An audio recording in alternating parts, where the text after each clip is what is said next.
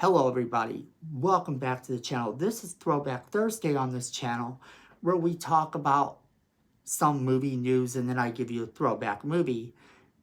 And today we have to talk about Superman Legacy and the interview with Rachel Bronson, who plays Lois Lane, what she said and why it matters. And then we'll get into our throwback movie of the week. So let's jump right into it. Superman Legacy will kick off the films in the new DCU. Before that, we do have Creature Commandos, the TV series, but as far as films, the first on this slate of new films is going to be Superman Legacy. And one of the actresses, Rachel Bronson, who plays Lois Lane, had some words to say about her Lois Lane and about the Superman project itself that sort of have a few people wondering what exactly they can expect from this project. And I'm going to break it down a little bit, what she said and why it is important and why you shouldn't worry. And then we're going to talk about our throwback movie of the week. So let's get into her and what she said. Rachel Bronson was talking to Entertainment Tonight, and they asked her for 3 words that describe her Lois Lane. And she said, feisty, dare I say marvelous, and fiercely intelligent. Now let's break this down, because this is the first thing that people are concerned about.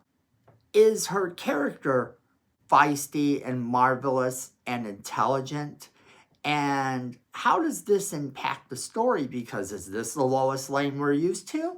Well, in fact, this is very much the Lois Lane you should be used to. Remember that in the very original Superman movie, Margaret Kidder played Lois Lane very much this way. And also, in the comics, she has always been portrayed as being very feisty, very intelligent. And the marvelous part, well, that's up to the viewer, but here it was actually a joke. That's right, here it was actually supposed to be a joke. You see, the actress Rachel Bronson plays in The Marvelous Miss Maisel. So, dare she say marvelous? That, friends, is what you call a joke. And I've seen a lot of people take this out of context, saying that she's going to be the hero. Lois Lane is a hero in the comics. She has, in fact, in the comics, had superpowers, had other things happen to her, but we're getting none of that with this movie. So people can rest assured this is going to be the same Lois Lane they have grown accustomed to and used to over the years. In fact, even in the Snyderverse, Lois Lane was always portrayed as intelligent. Although she didn't get enough airtime to really be the feisty Lois Lane we love, at least in my opinion, but she was still really intelligent. And for the short time we saw her, she was sort of feisty. Just not to the level we're used to seeing her because we weren't able to see her for that long. We also know that she has scenes with someone in the movie that is not Superman, that has superpowers, and that's been taken the wrong way. People are thinking that this is going to be more of a Lois Lane themed movie, from what I've heard. Some of these people who are criticizing the film are already up in arms about the fact that Lois Lane would be talking to or even acknowledging someone else that has superpowers. Let's not forget that Lois Lane is, before all else, a reporter. She reports on the news. She reports on all the things that are going on in her world. And in her world, there are superheroes. So don't be surprised if she has a little bit of scenes with every single superhero. Although I don't think that's going to happen. So we need to kind of acknowledge that she is a reporter and should have scenes with these people. She went on to say that she's trying to, she says, I'm trying, I'm rowing through my brain all the things I'm not allowed to say. But we're excited to both put our own spin on things, but also honor this material that we love so much. So right there is a lot of people that have said that James Gunn don't let the actors read the comic books. Now, maybe there's been once or twice where you have an actor not read a certain group of comic books. Like, I know for Guardians of the Galaxy, there might have been a certain comic book he didn't want them to read because it would influence the performance that they had to give. And in Peacemaker, he really didn't want John Cena to read some of the comics. Is it all of the comics? Did he say not to read any Peacemaker comics? Well, maybe he did, but maybe there's a reason for it. And here they know Superman. Everybody knows Superman. This is not like don't read Superman before you go and do this movie because it will influence your performance. People are walking into this movie already knowing what they're getting into, already knowing exactly what it is that they're going to be doing. And that makes this cool because now we get to see their take on something that they love. That's important when you're making a film, to get actors and directors who really do love the project. She also goes on to say that she really enjoyed her collaboration with James Gunn. She said, so far, every single person involved with this production has been such a perfect nerd for Superman. We all grew up watching the movies. She said, some of us grew up reading the comics, So I feel like it's going to be made with so much love. And I think this Superman will have a sense of humor. This is the other important thing we have to talk about. Because the fact that she said that this Superman will have a sense of humor is another thing that worries fans, because James Gunn does tend to write things tongue-in-cheek sometimes. Sometimes he puts in a few jokes, and people are wondering if Superman is going to have too much comedy. Is it going to be the way of Peacemaker? Is it going to be the way of Guardians of the Galaxy? Can he write something that is not this type of movie? Well, yes, he can, and he will. People forget that he also worked on the script for Brightburn, which, if you don't know what that movie is, look up that movie. And that movie is really deadly serious. That is Superman done as a horror film, and there is nothing funny about it. There is not one single time in the movie where you laugh, where you should be laughing. The movie treats its content as though it is deadly serious.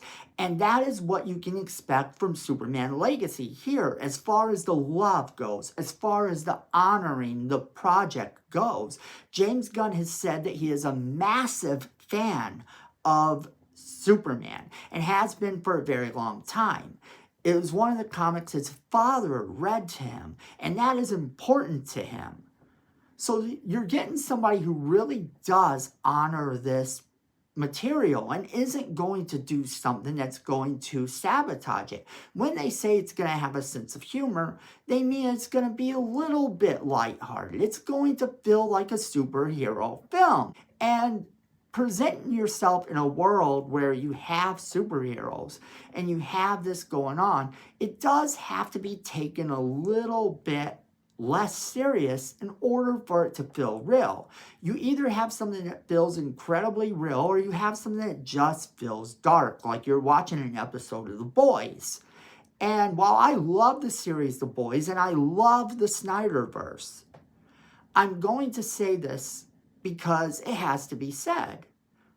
Superman is always sort of a more lighthearted character, and to present him in a darker way doesn't always work out well. You can look at the comics for this context too. Even in the comics, when they tried to mature Superman, when they tried to make it for mature readers, it really didn't do that well. And there's a reason for that. Now, here's our throwback movie of the week. Our throwback movie of the week is the very original Superman. Superman, 1978. The movie that came out with the tagline, "And you will believe a man can fly." And people did. People went to the theater and they saw this movie, and it was lighthearted. That was argumentatively one of the more comical comic book films I've ever seen. And it was brilliant for it. It was brilliant because it was comical in all the right places. It knew where to put the jokes. It knew how to put the jokes there. It knew everything it had to do and why it had to do it. And that's what made it successful. This movie told the story of Superman, who came to Earth from the planet Krypton, which was destroyed, and how he grew up, became a reporter at the Daily Planet, all the while figuring out that he needed to be the hero that Earth needed. And he needed to be this hero that saved lives, that saved the world. And he went out to save the world. He actually would even save a cat from a tree. And it was charming, and it was brilliant, and it was one of the best superhero movies you could possibly see. So if you have never seen Superman 1978, it is the origin story that would probably be closest to what James Gunn thinks about the origin of Superman in terms of his movie. Because if he's going to be honoring the whole thing that came before, he's going to be honoring this movie. There's no way around it. He may not directly tie it to this movie. In fact, I really hope he don't. And that's the only thing I'll say. I really hope it isn't tied to it in any way. We don't need another Superman origin. But if you do need a Superman origin, this one is brilliant. It feels like every comic book movie should feel. And it feels like you are reading directly from a DC comic book. As always, we want to know what you guys think. Leave us that comment in the comment box. Don't forget to share this video with all of your friends so they can be part of the conversation. Make sure you hit that like button. It helps the channel. We appreciate it. Miko says we need more subscribers. Look at this face. You don't want to disappoint Miko. Go ahead and hit that subscribe button and hit that notification bell while you're down there so you don't miss a single video we do. And friends, at the end of the day, I know it, you know it, and Miko knows it. Fandom is family.